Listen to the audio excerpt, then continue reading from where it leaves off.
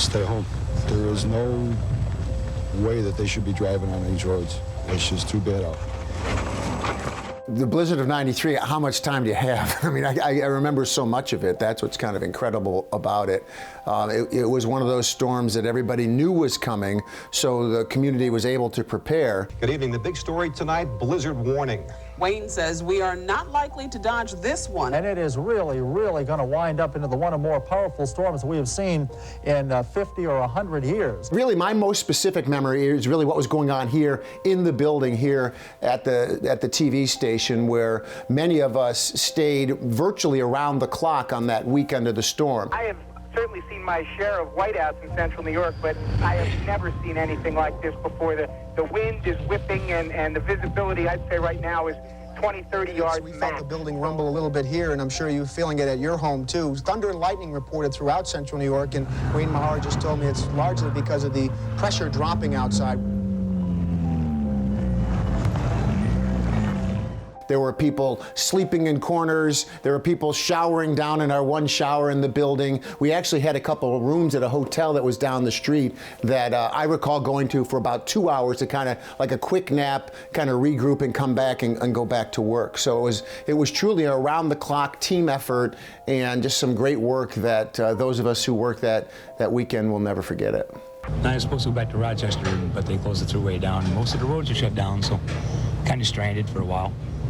Well, it's nothing that I ran into before. I'd never been in anything like this before in my life, you know.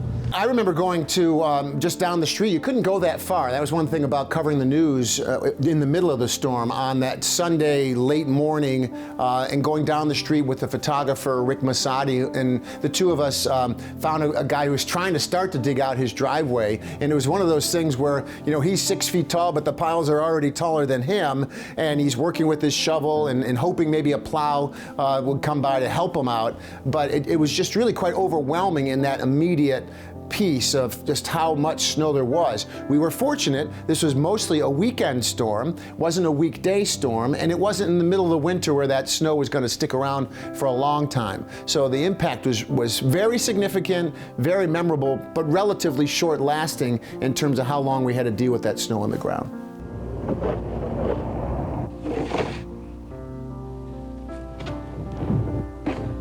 It's about like 66. Yeah, a lot of drifts, cars buried in their driveways, you know, drifted right in and around them. It's pretty deep. I can't believe we got this far. Blowing drifts all the way up the side of the house. Cars are just completely covered. It's crazy. And the snow totals, let's see, if you can measure it with a yardstick, you're about right? Yeah, exactly. 3 feet. 36 inches. We'll take more than 3 feet in just the last 27 hours or so. It was a widespread storm, not lake effect. This was something that covered the entire Northeast. There was heavy snow in the deep south in the mountains, and of course all sorts of snow all over the place. So this was something that affected so many towns and villages and cities across the Northeast. It wasn't like one spot could come help another one. Everybody was digging out of it. You gotta break it apart. Take a little by little, do by layers usually. You gotta put your back into it, and you gotta use your arms a lot. It took days to clean up. And in 2025, I would hope to think that we could do even better. Still, I don't care who you are. You get 43 inches of snow and it's a widespread snowstorm, you're definitely gonna have huge impacts for sure. Well, this morning, Matt, we went down to the barn, waded down to the barn, I should say, and when we finally got the barn doors open, the horses, they were in a big hurry to get out until they found out that the drifts were up above their bellies. I was hanging out at Cornell University. It was a weekend, and it was not quite as much snow in Syracuse, Ithaca versus Syracuse, but we still had a ton of snow. It was a lot of fun. Yeah, they had traying where you take the trays from your lunch or whatever, and you would slide down the hills. You know, a lot of people were doing that and stuff. So it was a little more fun. You were a student, and it was a weekend, so there were no classes. There you go. All right, good.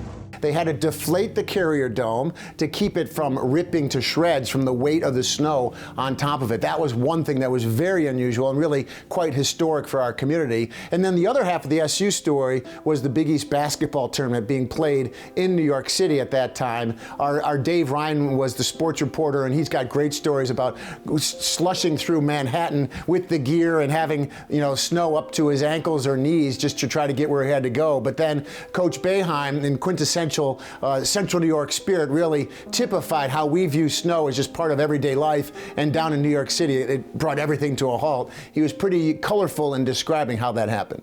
Syracuse University has never canceled classes because of the weather before, and today they have. People, unbelievable. It's a little snow out there.